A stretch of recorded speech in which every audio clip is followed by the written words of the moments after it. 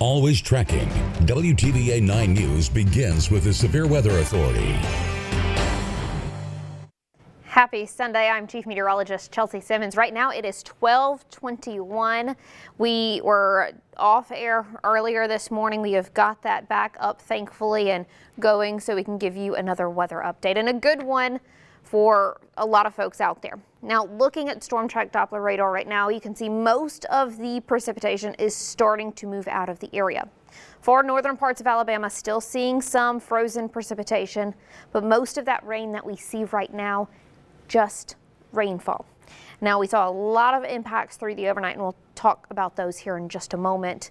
But really, looking at storm track Doppler radar and kind of stopping it, looking where that freezing line is, you can see most of those impacts were just north and west of Tupelo, closer towards Sherman, Blue Springs area, back out to our northwest counties. That's where we saw some of those biggest impacts, even down through places Pontotoc, Bruce, I know Eupora. Many reports of trees down, power lines down, power outages. There are so many of those across the state. Now, whatever moisture is out there, temperatures will drop as we're looking towards the next several hours. I mean, we're sitting at 32 degrees in Tupelo, not expected to warm up today. Columbus still seeing that rainfall, sitting around 35 degrees.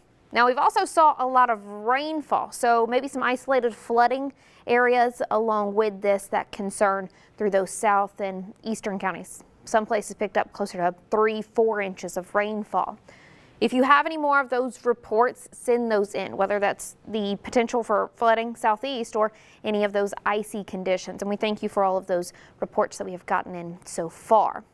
Now, looking at MDOT Traffic's website, MDOT Traffic is still reporting most of the northern part of the state with ice on bridges, overpasses, and really not just bridges, overpasses through those north and west counties. It's pretty much every road out there completely covered in ice. It's just a bit more isolated for places through Chickasaw, Monroe County. Not seeing much of that there around the Golden Triangle region, but still very slick. Now, looking out on some of these cameras through Tupelo, this is what we've seen through the overnight and this morning. Now that precipitation has let off, but you can kind of even just see ice coated in those trees. We've had a lot of pictures come in of trees down, some unfortunately on cars, homes doing a lot of damage, and also some power issues with trees falling on those as well. And speaking of power issues, looking at power outages, I'm going to go ahead and refresh this just to give you the most updated information.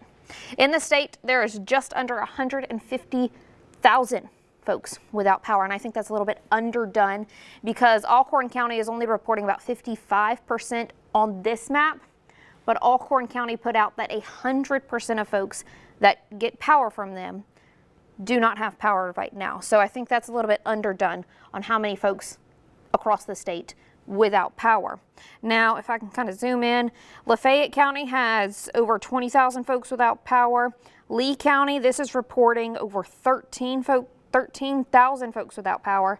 Tishomingo County, over 11,000 folks. And Tippah County Electric is reporting a catastrophic failure at TVA, and they will be weeks without power. Temperatures this week stay below freezing for most of the week, so you will need to find somewhere to stay warm because once again, this could be weeks. Now, we do have a list of warming shelters on our website, WTVA.com. If you need those, we will continue to add to those if needed or as needed. Corinth PD also posted earlier this morning that a new warming center is at the Gospel Tabernacle on Glover Drive if you need that. I'm not sure if that was added this morning because we had some issues here at the station. But in Lee County, once again, there's about over 13,000 folks in the state without power. It's just widespread across the area. Now, across the area, we are also going to see the extreme cold move in.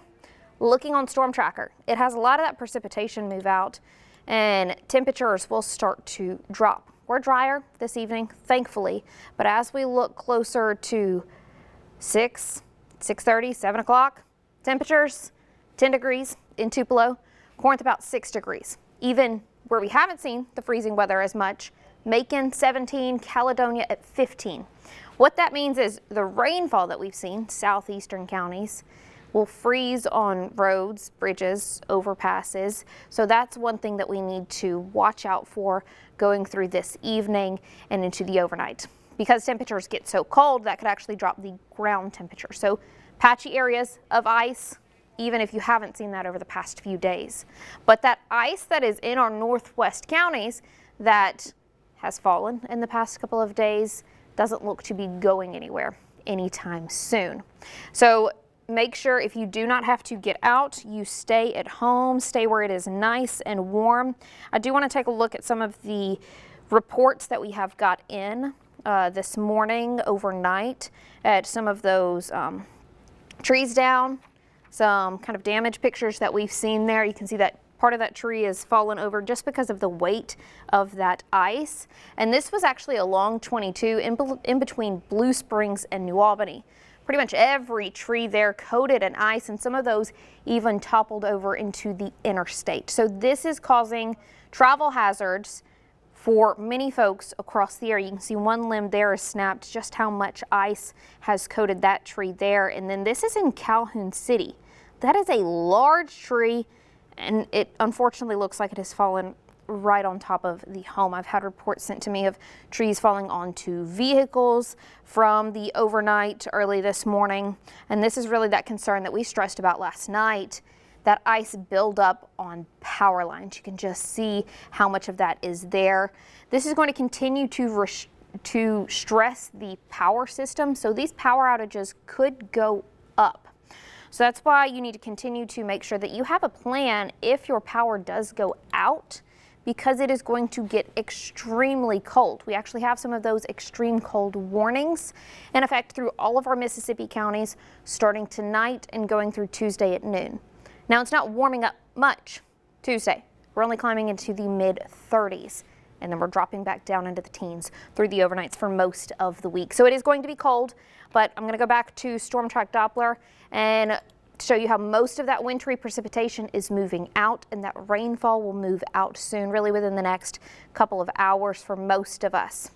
Looking across this, still some of those pinks, those purples, north and east of the area, some of those blues up towards Tennessee. That's that ice, that's that snow.